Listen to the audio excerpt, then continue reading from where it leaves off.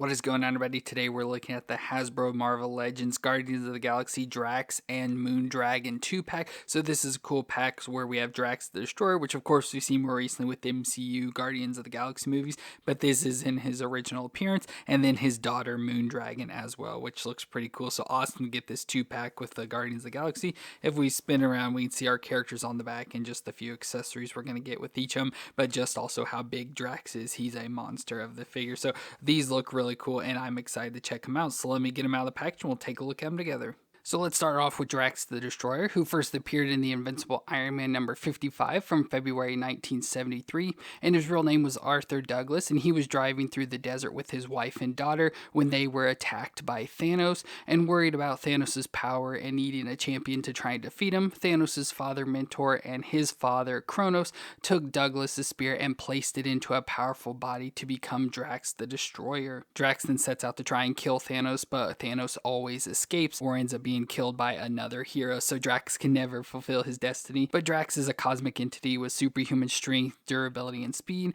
as well as a healing factor, so not a whole lot different from what we see in the movie. Obviously just a different look with this completely different, like, weird and strange outfit, but I love it at the same time. So he still has like the all green skin, so you can see the green face and then the green showing through on his arms and midsection, and then has a purple outfit on over the top. So I love how he's like the covering that goes up over his head. It reminds me a lot of like Apocalypse and stuff, just with that head covering there, which is cool. And then has the nice cape there, so the nice high collar and cape with the skull on it that hangs down in the back there, sort of flowing. And then we get the purple that sort of comes into the midsection like a V going down to the waist, and then turns the pants that's purple all the way down, even to the boots that match.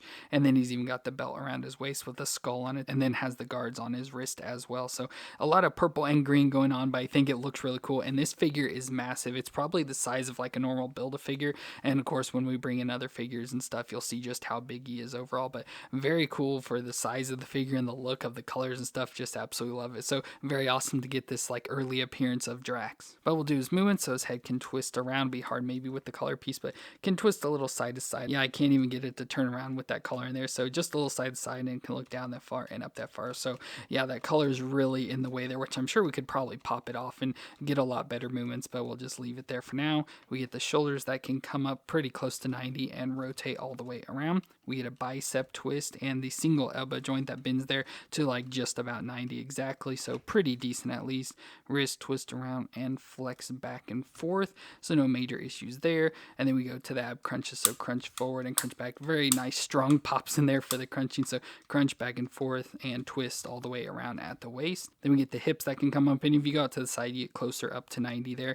And then the thigh twist all the way around. The double knee joint that can bend up that far to the back, so can pretty much kick his butt, so that's good. And then we go down to the foot that will rock back and forth and twist side to side. So pretty decent movements. Obviously doesn't have the best range, which is kind of expected for a big figure like this, and like I said, especially with it being built off the Build-A-Figure body, and those never really have much range, so pretty decent for what we've got here. But for accessories, he does come with some additional hands, so if you don't want the fist, we get some open hands, like grasping hands, so you can have that maybe for fighting and stuff, you can choose.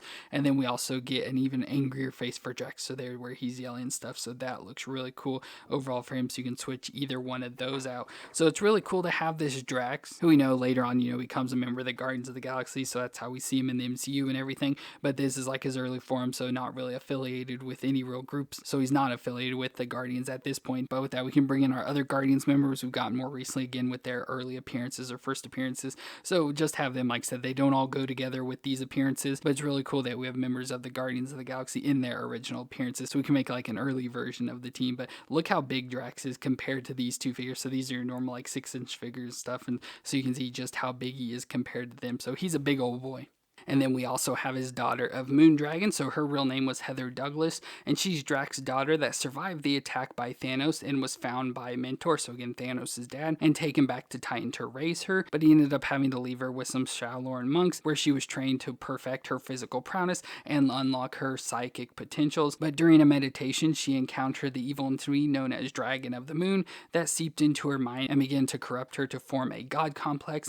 And upon finishing her study, she took up the name of Moon Moondragon, and later we see Thanos attack Titan and destroy the monastery, leaving her as the only survivor. So she sets out for revenge, where she would eventually reunite with her father, Drax. Of course, he doesn't really remember her or know that she was still alive, so it's hard for him to know she was out there, but looks pretty cool for her overall. So I guess being with that monastery and stuff, I would assume that's why she's bald. I guess it could just be part of her design and powers and stuff, but I would assume that's why she's bald. So she has the all bald head, but overall good looking face though, just the female face, nice like greenish color lipstick, and then the crazy eyebrows and stuff, and the moon earrings there, which is pretty cool.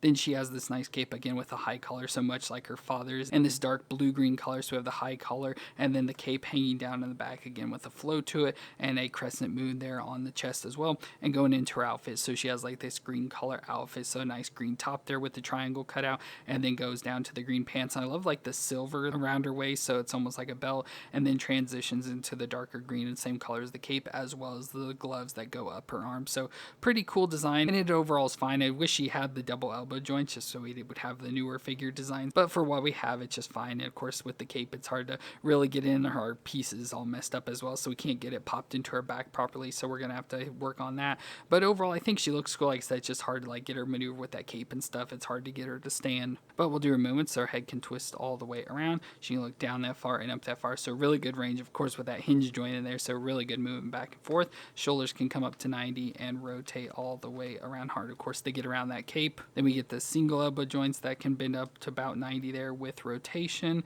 and the wrist can twist all the way around and flex up and down. Then we go to the ab crunch just under her chest, so crunch back and forth and twist all the way around.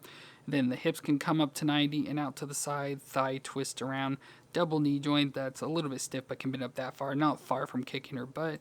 Then we get the foot that can flex back and forth and twist side to side. So it's a pretty regular female body just with the new pinless joints on there, and then has the single elbow joints for the elbows. So we don't get the full range of movements there, but like I said, unfortunately with her cape, it's hard to get her to stand, so we just have to get her placed properly. And then her only accessories are that she comes with some additional hands, so with the open hands for her powers of the telepathic and telekinetic powers, so just more of those sort of hands, which I kind of like, so I'd want to switch those out. So there I got those hands, so now she can be using her powers. So that's really all we have for Moondragon. Didn't really get any other characters to show with her. I know she's been like a member of the Avengers and stuff, but overall I think she looks pretty cool just as she is, so very awesome to have her now in the collection.